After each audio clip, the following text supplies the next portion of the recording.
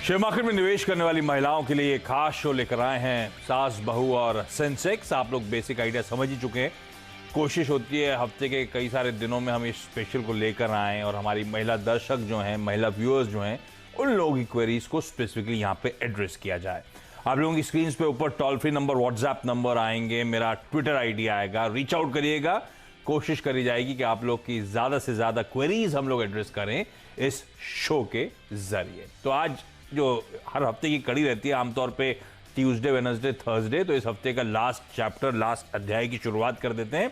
और आज मदद करने के लिए हमारे साथ हैं manasjaiswal.com के मानस जायसवाल। तो आप लोगों की क्वेरीज आज मानस की तरफ हम डाइवर्ट करेंगे, लेकिन क्विकली जरा भारतीय बाजार स्क्रीन पर लेकर आइए। आज है एक्सपायरी का दिन, वो वीकली ऑप्शंस एक्सपायरी का दिन, और कुछ मूड माहौल गड़बड़ाता हुआ नजर आएगा भारतीय बाजारों का। तो काफी दिनों बाद इस तरह की स्क्रीन है। 3/4% का दबाव आपको इस समय निफ्टी और सेंसेक्स में देखने को मिलेगा। दोनों में इतनी कमजोरी है और निफ्टी बैंक 1.25% के दबाव के साथ कामकाज करते हो। हुआ क्या, एक तो यूएस में कल प्रॉफिट टेकिंग आई, वहां के मार्केट्स दबाव में थे और दबाव के ग्लोबली कुछ और कारण भी हैं। एक तो यूएस में जो एक्सपेक्टेशंस थी पैकेज को लेकर, डेमोक्रेट्स और रिपब्लिक के बीच में कुछ सहमति बन जाएगी, वो बन नहीं पा रही, अटकने के संकेत आ रहे हैं। तो गवर्नमेंट शटडाउन की तैयारी हो सकती है कल यूएस में, इसीलिए शायद वहां पे प्रॉफिट टेकिंग थी। पर दूसरा, हम लोग सब वैक्सीन का इंतजार कर रहे हैं और फाइजर की वैक्सीन जो अब तक की फ्रंट रनर थी, उसको लेकर कुछ कंसर्न्स हैं कि जो एलर्जिक हैं उनको ये वैक्सीन नहीं लगाई जा सकती। भारत में भी जो इमरजेंसी यूज अथॉराइजेशन के लिए कल सरकार की तरफ से बैठक हुई थी, उसमें दोनों ही भारत बायोटेक की, उसमें ये सीरम इंस्टीट्यूट की वैक्सीन को कहा गया कि भाई और डेटा लेकर आइए, और फाइजर ने तो खैर वहां पे प्रेजेंटेशन दिया ही नहीं, क्योंकि मेरे ख्याल से इश्यूज चल रहे हैं ग्लोबली, इसीलिए वो प्रेजेंटेशन नहीं आया। ये सब होगा जो बैक, इसीलिए आप भारतीय बाजार या ग्लोबली इक्विटी मार्केट थोड़ा सा बैकफुट में आपको नजर आएंगे।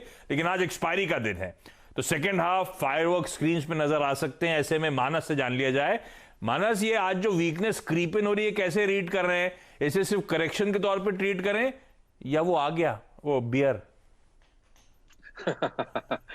नहीं आशीष जी, वो बेयर अभी नहीं आया और मैं तो समझता हूँ कि ये केवल एक अपॉर्चुनिटी है। ट्रेंड अभी भी काफी पॉजिटिव लगता है। लोअर लेवल पे 13,000 काफी स्ट्रॉन्ग सपोर्ट है और उसके नीचे मैं नहीं समझता कि निफ्टी आपको जाता हुआ दिखेगा। और मैं उम्मीद करता हूँ कि अगर आप देखिए, अगर आप आर्ली चार्ट पे देखिए तो 13,300, 13,250 के आसपास सपोर्ट दिखता है। तो मैं उम्मीद करता हूँ कि उसी के आसपास कहीं ना कहीं निफ्टी सपोर्ट लेगा और रैली फिर से रिज्यूम होगी।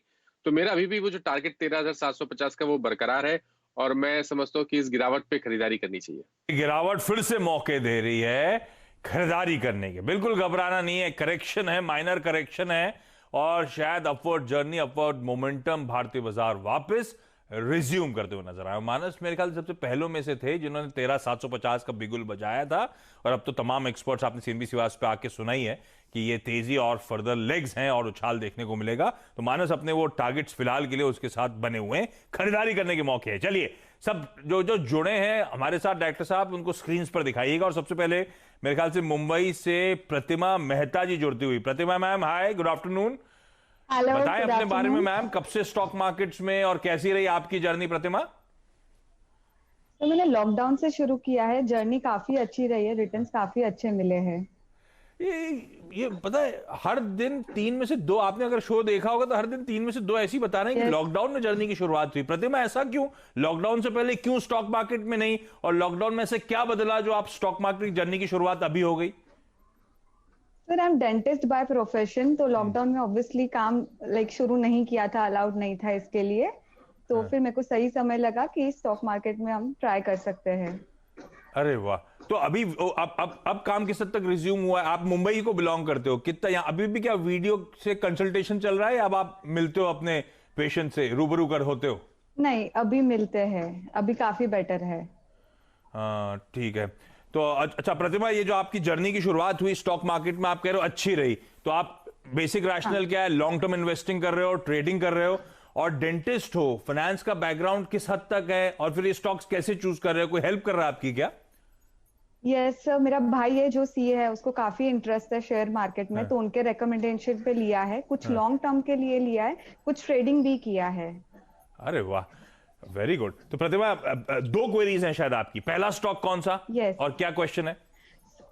सर मैंने ब्रिटानिया लिया हुआ है 3650 पे 100 क्वांटिटी 3 to 4 days बैक। हाँ, ये ब्रदर ने सजेस्ट करी थी? Yes yes. और क्या रैशनल था? उन्होंने कहा था ट्रेडिंग करनी है, लॉन्ग टर्म के लिए लेना है?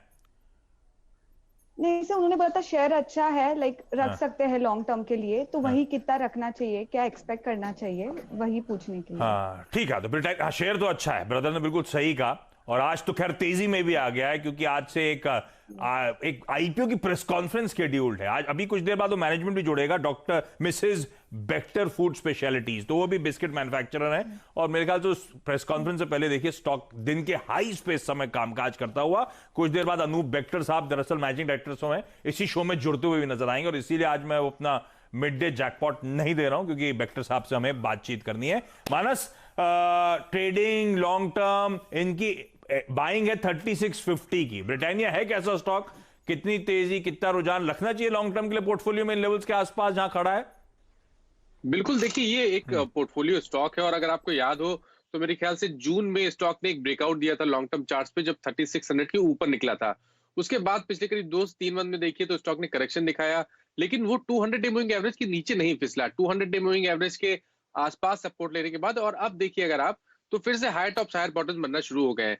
मैं उम्मीद करता हूं कि ब्रिटानिया अपने पिछले हाईज को भी टेस्ट करेगा और उसको ब्रेक भी करके कहीं ना कहीं 4300 की तरफ जाने की कोशिश करेगा। समय लगेगा, कम से कम 9 से 10 मंथ का समय लगेगा, लेकिन बहुत ही बेहतर और काफी अच्छा स्टॉक है। मैं समझता हूं कि 3350 के स्टॉप लॉस से बने रहना चाहिए, और आपके टारगेट करीब 4300 के रहेंगे। 4300, तो प्रतिमा बिल्कुल सही स्टॉक बताया आपके ब्रदर ने, और इवेंचुअली 4300 तक के लेवल्स तक जाता हुआ नजर आएगा। और प्रतिमा ने जैसे अपना प्रोफेशन बताया ना, मुझे अपने डेंटिस्ट की सारी विजिट्स, वो पेनफुल विजिट सब याद आने लगी जहन में। लेकिन प्रतिमा, अगली क्वेरी कौन सी है? अगला स्टॉक कौन सा है? डीकैल डिशमन कार्बोजेन करके है। मैंने जून में 121 रुपीज पे लिया था 2000 क्वांटिटी। और ये भी बस अच्छा प्रॉफिटेबल एग्जिट चाहिए, कितना भी समय होगा रुक सकते हो आप, है ना? यस यस, होल्ड कर सकती हूँ। और वैसे ही अच्छा प्रॉफिट हो रहा है, 121 की बाइंग, 160 पे ये स्टॉक खड़ा हुआ है। मानस, चार्ट चेक करके बताएं डिशमन कार्बोजेन। यहां पर भी मैं तो समझता हूं कि बिल्कुल बने रह सकते हैं। उतना बेहतर चार्ट नहीं लगता है जितना ब्रिटानिया का लगता है, लेकिन ये ऐसा स्टॉक है जिसने अपने जो मीडियम टर्म चार्ट अगर आप देखेंगे तो वहां पर ऑलरेडी बॉटम बना लिया है। रिसेंटली करेक्शन देखने को मिला, लेकिन ये स्टॉक भी 200 दिनों के मूविंग एवरेज के नीचे नहीं फिसला। और अब अगर आप देखिए तो पिछले करीब एक हफ्ते से यहाँ पर बाइंग इंटरेस्ट देखने को मिल रहा है। तो मेरी राय में तो बिल्कुल यहाँ पर भी बने रहा जा सकता है। आपके जो स्टॉप लॉसेस रहेंगे वो 115 के रहेंगे, और ऊपर के जो टारगेट्स रहेंगे वो करीब 220। जो पहला टारगेट आता है वो 220 के आसपास आता है आशीष जी, लेकिन मेरा समझना ये है कि हो सकता है कि 220 के ऊपर निकल के ये 260 के लेवल्स को दिखाए। अरे वाह, तो एक तो ठीक बात, तो वो डेंटिस्ट अपॉइंटमेंट भी शुरू हो गए हैं, तो वहां से भी पैसा आएगा बढ़िया, और ऊपर से इन स्टॉक्स में भी गजब के रिटर्न्स आने वाले।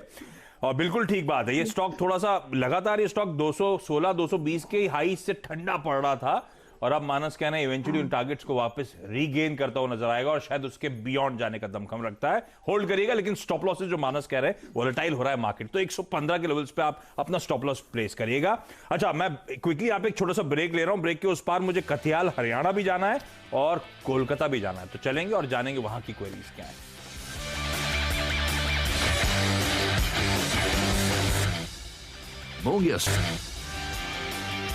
ब्रेक के बाद आपका स्वागत है, और चलिए सवाल जवाब के सिलसिले को आगे बढ़ाने का समय, और मैं जा रहा हूं हरियाणा के कैथल, और खुशबू गोयल अब वहां से जुड़ती हुई। खुशबू मैम, हाय, गुड आफ्टरनून। सवाल पूछो। आपका टाटा स्टील पे सवाल है, दो में से एक। अच्छा, ये बताओ आपकी जर्नी कैसी रही और सवाल क्या है? सर बहुत बढ़िया, मैंने लॉकडाउन से शुरू किया और मेरी जर्नी काफी अच्छी रही। मैंने CNBC आवाज से ही काफी कुछ सीखा है, जितना भी मैं जानती हूँ, और मुझे बहुत हेल्पफुल रहा। और टाटा सर मेरा ये सवाल है, मैंने लॉकडाउन में 497 पे 1000 शेयर लिए थे। अभी मैं जानना चाहती हूँ कि मैं इसे होल्ड करूं या फिर प्रॉफिट बुक करूं।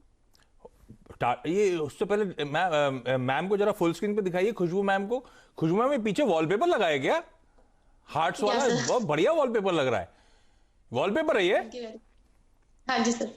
अरे वाह, टाटा स्टील में तो अच्छा इन्वेस्टमेंट हुआ है 497 के लेवल्स पर, और ये स्टॉक तो अपने साल के हाईज के आसपास -600 के ऊपर ट्रेड कर रहा है।